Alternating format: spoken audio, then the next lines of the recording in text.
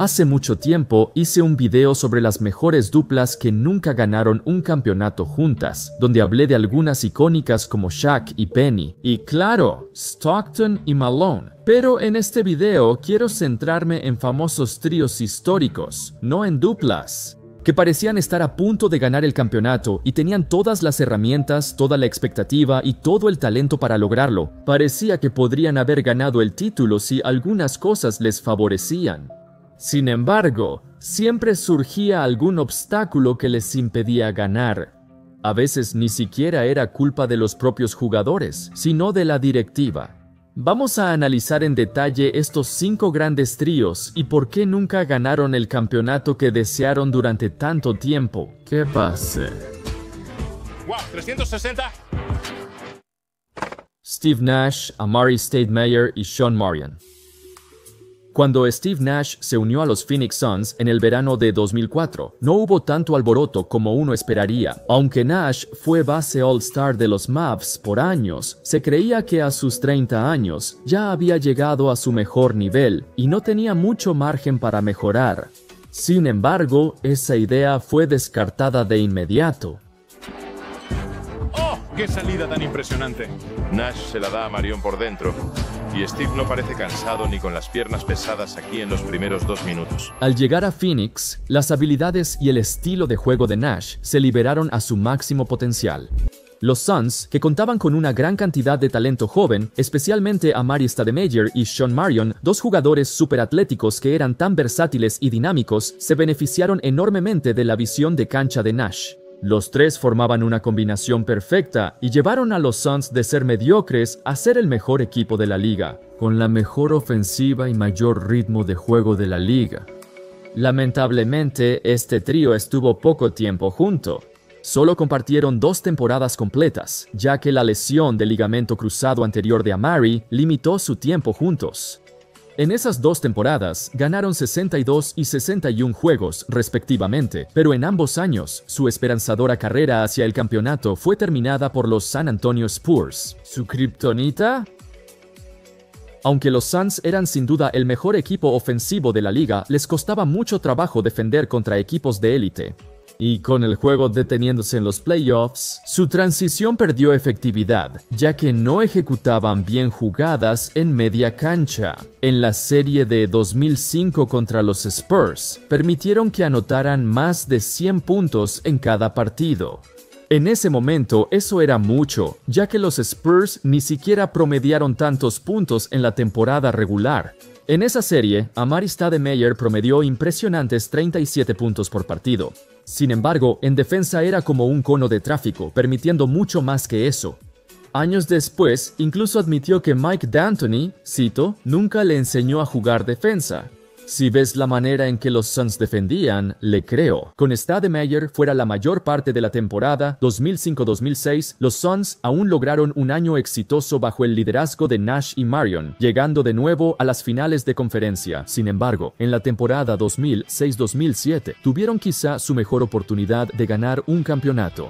Los Mavs fueron eliminados temprano por los Warriors, octavos sembrados, y el este estaba más débil que nunca. Los Suns solo tenían un obstáculo en su camino, su archienemigo, los Spurs. Esta vez, con Stoudemire sano y la incorporación de jugadores más defensivos como Raja Bell y Kurt Thomas, esta era su oportunidad de vencerlos y ganarlo todo. Aunque los 2 equipos se enfrentaron apenas en una serie de segunda ronda, en retrospectiva, esta serie fue la verdadera final. A diferencia de antes, los Suns ahora eran un equipo más rudo, mejor defensivamente y mucho más físico. Desafortunadamente, un solo incidente se convirtió en el punto de inflexión de la serie. Y está venciendo a Chase. Y un tipo mayor que Morey mandó a Nash a volar y Bell va contra Morey. No solo fue esta una jugada absolutamente atroz por parte de Roberto Horry, sino que tanto Stoudemire como Boris Diaw fueron suspendidos por salir del área de la banca. Ni siquiera hicieron nada ni escalaron la situación. Aún así, la National Basketball Association prohíbe que los jugadores de la banca salgan de su área durante una pelea en la cancha. Quiero decir, tampoco fue una gran pelea. Como resultado, ambos fueron suspendidos para el crucial Juego 5, una decisión muy controvertida que básicamente les costó la serie. Además, años después, esta serie se convirtió en el centro de atención cuando el exárbitro Tim Donaghy fue arrestado por un escándalo de apuestas. Había una lista de ciertos partidos y series en los que él admitió que estuvieron arreglados, y esta serie del 2007 entre los Suns y los Spurs estaba en esa lista. Básicamente, además de las suspensiones, los Suns también estaban jugando contra los árbitros, así que eso definitivamente fue otro obstáculo en su camino. Con la serie 2-2, el Juego 5 fue quizá el partido más importante en la historia de la franquicia. Juego 5 en casa de los Suns, pero sin Stoudemire ni Diaw. Solo anotaron 85 puntos y perdieron por poco, quedando 3-2 abajo. Juego 6 en la cancha de los Spurs. Terminaron su trabajo y ganaron la serie 4-2, eventualmente aplastando al Jazz y a los Cavs en su camino al campeonato.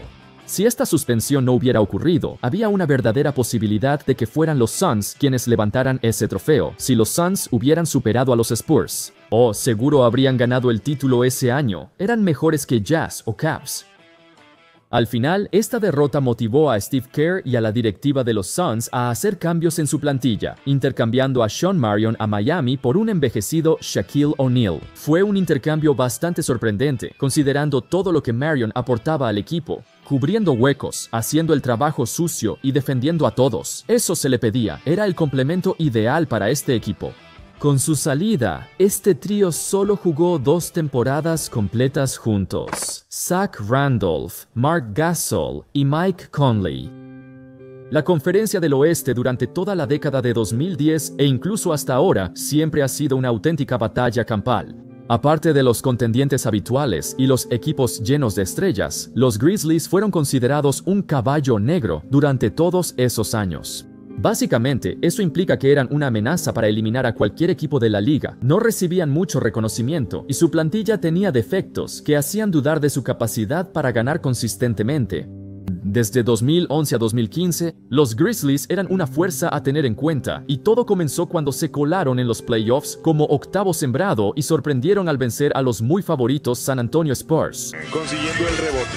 Y luego, una vez más, lo lleva contra su cuerpo. La habilidad para finalizar en la pintura. Total dominación. Esa serie se hizo conocida como el momento en que Zach Randolph elevó su nombre al escenario mundial. Pero también fue el momento en que los Grizzlies le hicieron saber al mundo que habían llegado. Después de años y años de reconstrucción en la era posterior a Pau Gasol, los Grizzlies armaron un equipo competitivo basado en la dureza y la determinación. Los llamados Grizzlies de garra y esfuerzo se convirtieron en un equipo popular para apoyar.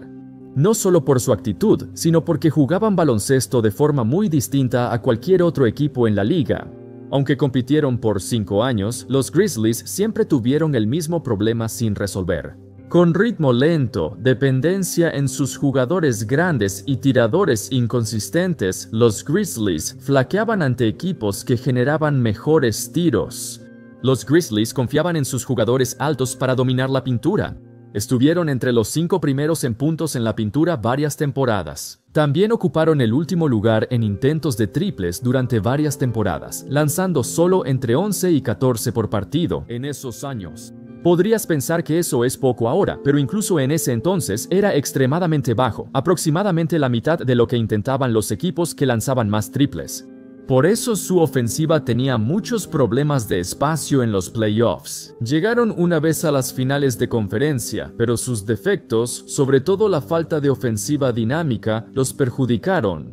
Los Grizzlies se hicieron conocidos por tener periodos aleatorios de completa estancación, y su estrategia de depender de Randolph para crear todas sus jugadas se volvió predecible y, por lo tanto, vulnerable. Allen vuelve a penetrar, bloqueado por detrás. Leonard Allen falla la bandeja. Randolph, buscando 10 puntos, recupera el balón. La serie de playoffs de 2015 entre los Grizzlies y los Warriors se convirtió en la mejor representación de la nueva era contra la vieja era. Los Grizzlies mantenían su estilo anticuado, mientras los Warriors se convirtieron en la nueva dinastía de la NBA, creando una ofensiva que enfatizaba el tiro, el espacio y la versatilidad, todo lo cual los Grizzlies batallaron para comprender durante muchos años. Con esa derrota ante los nuevos y emergentes guerreros de Golden State, básicamente terminó esta era del baloncesto de los Grizzlies. De cualquier manera, el trío de Conley, Gasol y Randolph se convirtió indiscutiblemente en el mejor gran trío en la historia de la franquicia de los Grizzlies, y uno de los más notables de esa década de la NBA. Simplemente por lo diferente que jugaban en comparación con el resto de la liga, Kevin Durant, Russell Westbrook y James Harden. ¿Qué queda por decir que no se haya dicho ya? 2012. El equipo más joven en llegar a las finales de la NBA, impulsado por superestrellas de 23 y 22 años. Bueno, supongo que Harden aún no era una superestrella. Aunque eran jóvenes y estaban en desventaja ante el Miami Heat, Sam Presti decidió dejar ir a Harden. Sí recibieron algo a cambio, específicamente a Steven Adams, quien fue clave para el equipo. Perder la oportunidad de tener a 3 superestrellas en su mejor etapa, que fueron jugadores calibre jugador más valioso, es difícil de aceptar. Inicialmente, la salida de Harden no impidió que Oklahoma City siguiera teniendo éxito. Aún así, hicieron varios viajes a las finales de la Conferencia Oeste. Y hubo algunos años, específicamente en 2014 y 2016, en los que estuvieron muy cerca de llegar a las finales de nuevo. Pero se quedaron cortos. Me imagino que si Harden hubiera estado ahí, podrían haber conseguido 1 o 2 títulos, o al menos otra u otras apariciones en las finales. Pero por otro lado, quizás si Harden nunca se hubiera ido de Oklahoma City, no se habría convertido en el jugador que finalmente llegó a ser. Liderar su propio equipo y franquicia, llevándolos lo más lejos posible, era una oportunidad demasiado valiosa para dejarla pasar. Estuve un poco dudoso de incluir a este trío en el video porque son más bien un escenario de qué hubiera pasado si, en retrospectiva, los 3 jóvenes aún no eran jugador más valioso y nunca vimos cómo jugarían juntos en su mejor nivel. Pero no hay duda de que habrían tenido una gran oportunidad de ganarlo todo. Chris Paul, Blake Griffin y DeAndre Jordan. Simplemente haciendo un gran trabajo. Aquí viene Paul, tiene a Blake y... Cuando Chris Paul llegó a los Clippers en el verano de 2011, me gusta compararlo con cuando Steve Nash llegó a Phoenix en 2015. Tenían jóvenes talentos, tenían grandes atléticos, tenían jugadores que se beneficiarían mucho de un armador de élite, igual que los Suns. Pero para los Clippers rara vez han visto éxito prolongado desde la creación de esta organización. La era de Chris Paul encendió la mejor época en la historia de su organización. Los Clippers tuvieron 5 temporadas consecutivas, ganando más de 50 partidos. De hecho, antes de esto, nunca habían tenido ni una sola temporada en la que ganaran 50 partidos. Su máximo anterior era una lamentable cifra de 49 victorias, y eso fue cuando estaban en Buffalo, así que ni siquiera creo que eso cuente. Sin embargo, con grandes expectativas, llegaron muchas críticas y exposición.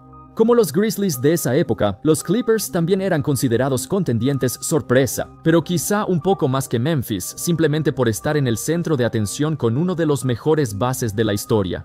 Combinado con la maravilla atlética que es Blake Griffin y los espectaculares alley-oops de Jordan, el equipo logró establecerse en Los Ángeles en una época en la que los Lakers apenas podían llegar a los playoffs. La gente veía a este emocionante equipo de los Clippers. Y a medida que mejoraban cada vez más, las expectativas también aumentaban. Antes de ganar un campeonato, todavía necesitaban superar la primera barrera de llegar a las finales de conferencia, lo cual era un obstáculo en sí mismo. Los Clippers tuvieron varias oportunidades, especialmente en 2014 y 2015, cuando estuvieron cerca de llegar lejos en 2014. ¿Recuerdas este juego? Los Clippers lo tenían asegurado hasta que lo dejaron ir en el último minuto.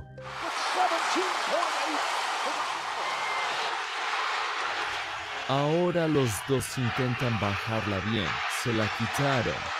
Oklahoma City se escapó con la serie. Luego, en 2015, aseguraron una ventaja de 3-1 en la serie contra los Houston Rockets. Aunque este enfrentamiento se consideraba bastante parejo entre dos equipos poderosos, perder 3 juegos seguidos y dejar ir la ventaja fue simplemente, supongo que fue una catástrofe. Así es como se conoce a Doc Rivers.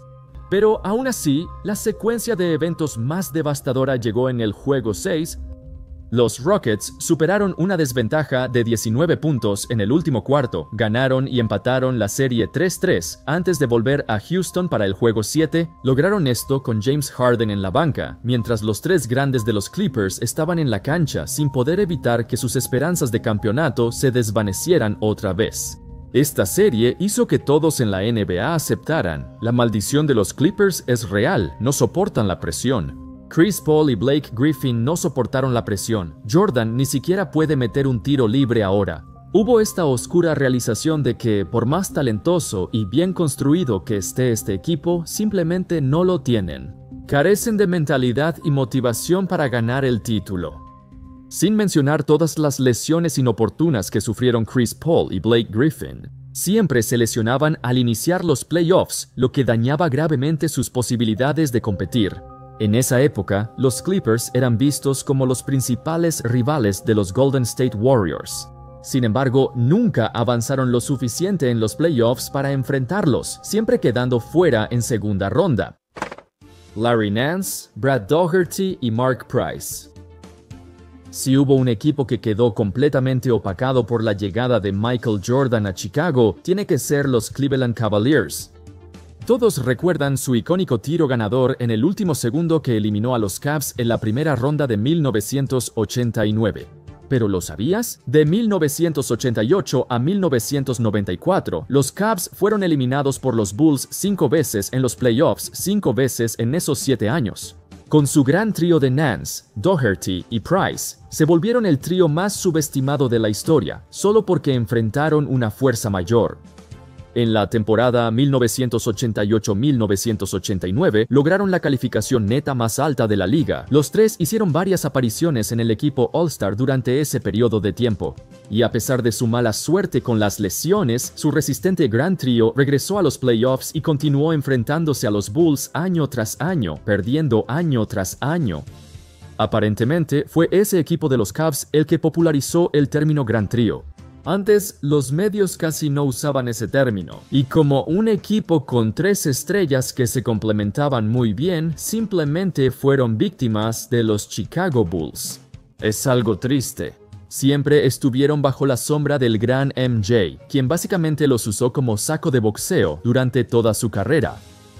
Eso es todo, amigos. Estos fueron 5 tríos grandes que nunca ganaron un campeonato. ¿Cuál de estos 5 tríos crees que tuvo la mejor oportunidad de ganarlo? ¿Y en qué año en particular? Si tan solo unas cuantas cosas hubieran salido a su favor de todos modos, espero que hayan disfrutado el video y déjenme saber en los comentarios. Muchas gracias a todos por ver y, por supuesto, como siempre, nos vemos la próxima vez. Paz.